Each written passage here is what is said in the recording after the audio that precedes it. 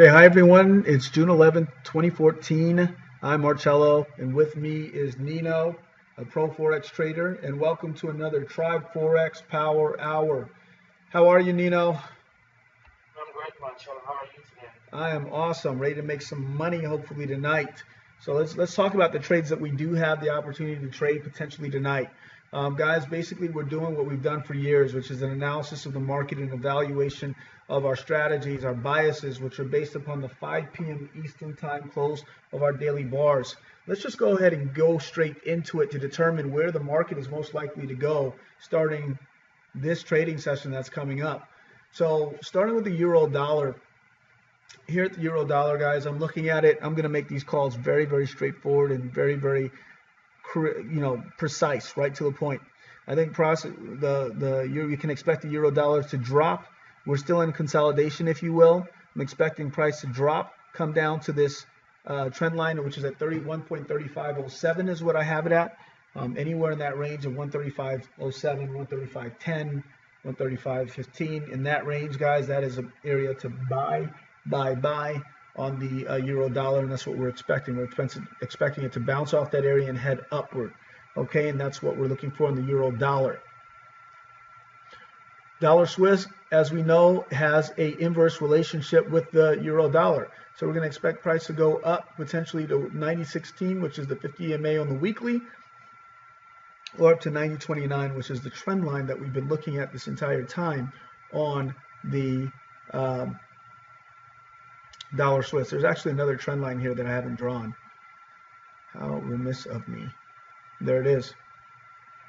It's another trend line to consider. And we're kind of right on that too as well. So we could see price move up to 90.16 and then come back down from there. So that's what we're looking for in the Dollar Swiss. The pound dollar is in consolidation. It did exactly what we said it would do. Bounce off the trend line and the Bollinger Band right there and moved up. That was a great opportunity. The Bollinger Band was at 167.32. Price went to 167.36. So within 4 pips of that and then bounce off, it went to the highs. We were right on as far as that's concerned. The dollar yen, guys, we're looking for a sell-off on the dollar yen. Aussie dollar's already moved up because of the New Zealand cash rate increase at 3.25%. We're actually going to be looking for, and it exploded upward, and then now you can see exactly where it's at. It's actually coming down. So here's what I'm going to be looking for on this Aussie dollar. I don't know if I'm necessarily ready to call a sell on this Aussie dollar until the close of the day tomorrow. So what I'm going to look for is I'm going to actually look for 0.9357. I think you could see some movement at that point. It's a pod. It's a point of decision. So if we see a buy opportunity off of that, then we can take it. But to be honest with you, excuse me, guys, what I can look for here is what I would have said before this close of the day is, honestly, we had 2 bars. Now I look at it again. We actually had 2 bars that closed above this trend line. Even though this is a reversal candle, this really tells us the market wants to continue to move higher.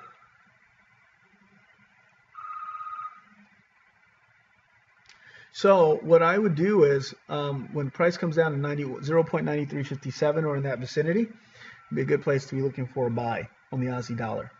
That's what I have. Euro yen is a sell now. So what are we looking for? What's going to make sense? Maybe a retest at some point at 130.3867.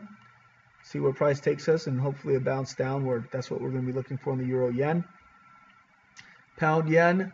Really, we expected price to move down and to bounce right off of the Bollinger and the 50 EMA, which is a very strong area of support and resistance. And for that reason, in the pound yen, I'm going to call consolidation. I'm going to look for a play off of the Bollinger and off of these higher areas as well. So we could see price move back up. I'm going to call that on the pound yen. Now the New Zealand shot up, as I mentioned before, that the increased cash rates. Now, I thought that would have been priced in by the market because, it was expected that they were going to increase their rates to 3.25, but for some reason we had a 100 pip gap up here, or not gap up, but really strong move up here on the New Zealand dollar. Once again, we had a close above this very steep trend line, And so now price did come down, really bounced right off of it at 85.16. We had trend line at 85.14 and really just exploded upward. So anyway, this is not a pair that I'm going to trade today because it's already done 100 pips of a move. I do think that it's rightly so moving upward. Right, so we have an uptrend on the New Zealand dollar for the time being. Dollar CAD is going to be a sell. There's nothing, no areas of support and resistance to stop it from moving downward. I mean, there is a swing low here, which is at 108.57, 1.0857. But, I think there's a good chance that price can move down to 1.0825. So I'm calling a sell on the dollar CAD. And that would be it. So it's a no trade on the New Zealand dollar.